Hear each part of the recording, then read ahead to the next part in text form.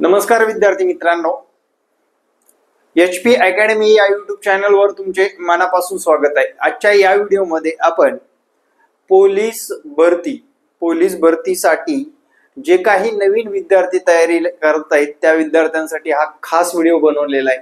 विद्यार्थी मित्रांनो, कॉलेज जीवन व पोलीस भरती जीवन थोडंसं वेगळं आहे आणि त्या जीवनाला आपल्याला जर व्यवस्थितरित्या अभ्यास करायचा असेल तर योग्य मार्गदर्शकाची गरज भासत असते।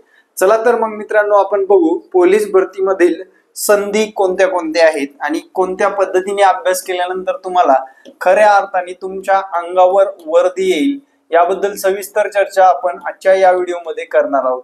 मित्रांनो, हे 2025 आहे। या अगोदरच्या पोलीस भरत्या तुम्ही जवळून पाहिलेल्या असतील, तुमचे शेजारी पाजारी किंवा कोणीतरी नातेवाईक पोलीस झालेला आहे आणि त्या पद्धतीने तुमचं सुद्धा स्वप्न पोलीस भरती करायचं आहे। हा व्हिडिओ जर बघितला पालक व विद्यार्थ्यांसाठी आहे। पालकांनी सुद्धा या गोष्टीकडे लक्ष द्यावे। आपला मुलगा 12वी पास झालाय म्हणजे सध्या त्याचा 18 वर्ष कंप्लीट वय आहे आणि विद्यार्थी बघत असतील तर आपल्या आई वडिलांना नक्की हा व्हिडिओ दाखवा।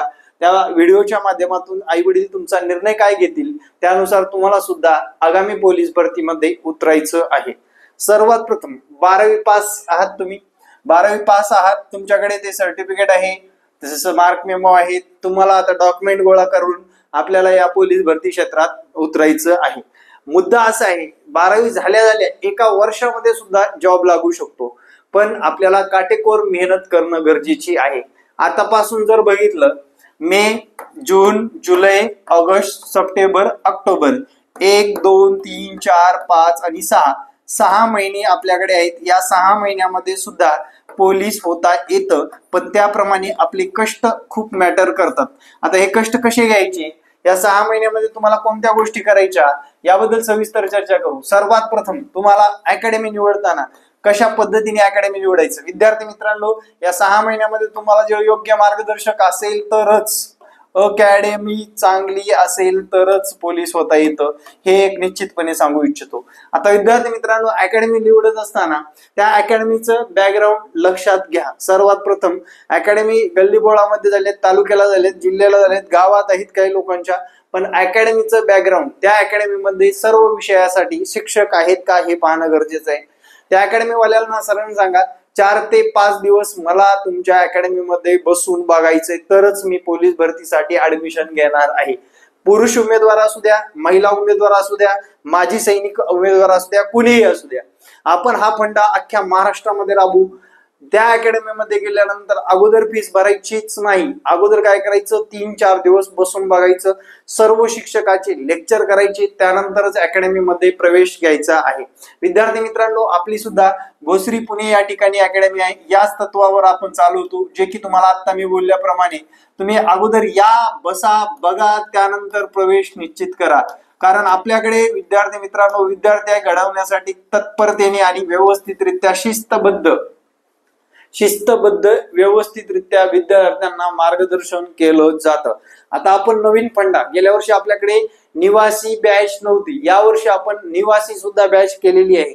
निवासी बॅच मध्ये थोडक्यात सांगतो काय केलेलं आहे, तर तुमचं निवासाची सोय केलेली आहे। तुमच्या मनावर तुम्ही मेस वगैरे जॉईन करू शकता, खाणं पिणं आपल्याकडे ठेवलेलंच नाही, तुमच्या क्वालिटीनुसार, तुमच्या आर्थिक परिस्थितीनुसार तुम्ही मेस जॉईन करू शकता। तुम्हाला रूम बघण्याची कुठलीही गरज भासत नाही, आम्ही तुम्हाला रूम बघून देऊ, तुम्हाला राहण्याची सोय करून देऊ, त्याच्या वेगळे चार्जेस लागतील आणि अकॅडमीची फीस एक ऍड असेल। आता विद्यार्थी मित्रांनो, अकॅडमी पाहिली म्हणजे पोलीस झालं का?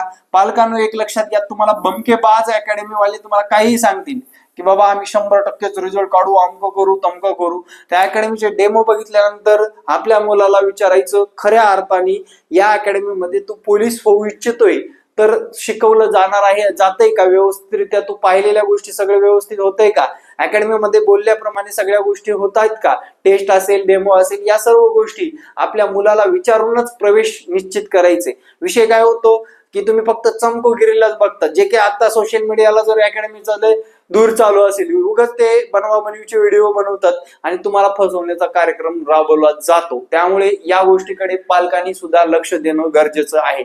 आता अकॅडमी मध्ये आल्यानंतर तुम्हाला 800 मीटर आणि 1600 मीटर जर विचारात घेतलं, 800 मीटर मुलींना त्यानंतर 1600 मीटर मुलांसाठी व्यवस्थितरित्या मार्गदर्शन केलं जातं का, फिजिकल साठी ट्रेनर व्यवस्थित आहेत का, हे सुद्धा पाहणं गरजेचं आहे. त्यानंतर 100 मीटर धावणे मुलींसाठी असतं, तसेच मुलांसाठी सुद्धा 100 मीटर धावणे. या 3 इव्हेंटला तुम्ही क्रॅक केल्याशिवाय गोळाफेक असतो, या 3 इव्हेंटला जर क्रॅक केलं नाही तर तुम्हाला लेखी परीक्षेला बसता येत नाही. म्हणून या 3 इव्हेंटकडे तुम्हाला सर्वात प्रथम लक्ष देणं गरजेचं आहे. विद्यार्थी मित्रांनो, थोडक्यात कॉम्पिटिशन सांगतो. हे 50 मार्काला आणि हे सुद्धा 50 मार्काला.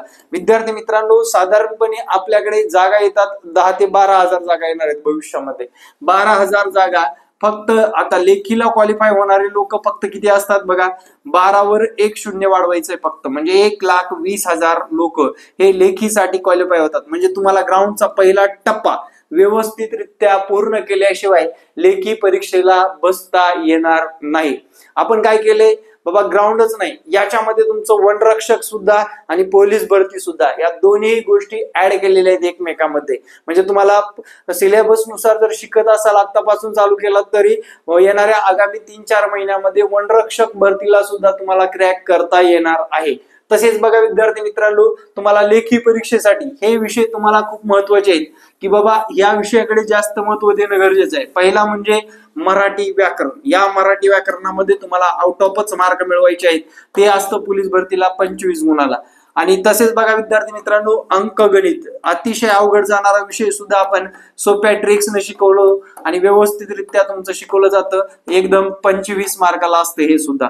बुद्धिमत्ता घटक, हा बुद्धिमत्ता घटक सुद्धा विद्यार्थी मित्रांनो साधारणपणे आपल्याला 25 गुणाला असतो. या 3 विषयावर ज्याची कमांड असेल, या 75 मार्कापैकी तुम्हाला 70 मार्कापर्यंत कसंही पोहोचायचंय. 4-5 मार्क जर तुमचे सिलिंग मिस्टेक मध्ये चुकले तरी काय हरकत नाही, पण 70 मार्क तरी मिळणं आवश्यक आहे.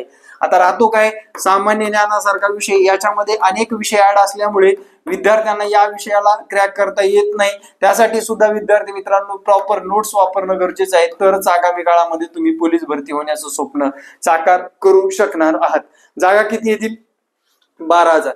12,000 जागापैकी 1,20,000 लोक लेखी परीक्षेसाठी पात्र होतील आणि आगामी काळामध्ये फक्त आणि फक्त 12,000च लोक पोलीस होणार आहेत. हे डोक्यामध्ये ठेवा, हे कॉम्पिटिशन, कारण हे स्पर्धा आहे.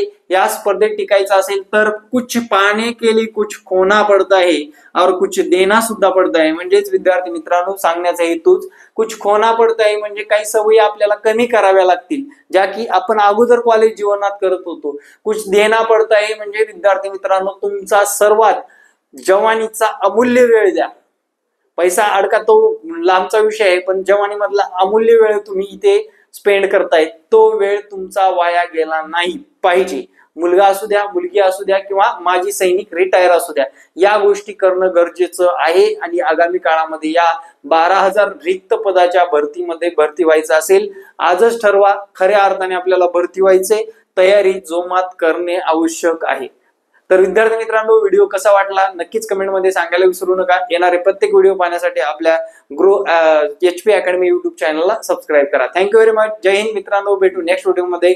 जय हिंद, जय महाराष्ट्र. ज्या विद्यार्थ्यांना भोसरी पुणे या शाखेला वेळ द्यायचा आहे त्यांनी मला कॉल किंवा मेसेज करायचंय. तुमची शाखा कुठं आहे किंवा भोसरीमध्ये तुमचं अकॅडमी कुठं आहे नाव टाकून तुम्ही कमेंट करून सांगू शकता किंवा व्हॉट्सअप करून मला सांगू शकता आणि अकॅडमीला भेट देऊ शकता. पालकांना करिअरची चिंता असेल आणि पालकाला जर आम्हाला भेटायचं असेल तर ती फी भेट सुद्धा आपण काय मार्गदर्शक म्हणून तुमच्याकडून कुठलीच फी आकारली जाणार नाही. तुम्ही नक्कीच भोसरीच्या अकॅडमीला भेट द्यायला विसरू नका. Thank you very much. जय हिंद मित्रांनो, भेटू. आपल्या लाडक्या चॅनलला सबस्क्राईब करून जावं बरं का. आगामी काळामध्ये असंच मार्गदर्शन तुम्हाला मिळून जाणार आहे. थँक्यू. जय हिंद, जय महाराष्ट्र. धन्यवाद मित्रांनो, भेटू नेक्स्ट व्हिडिओमध्ये.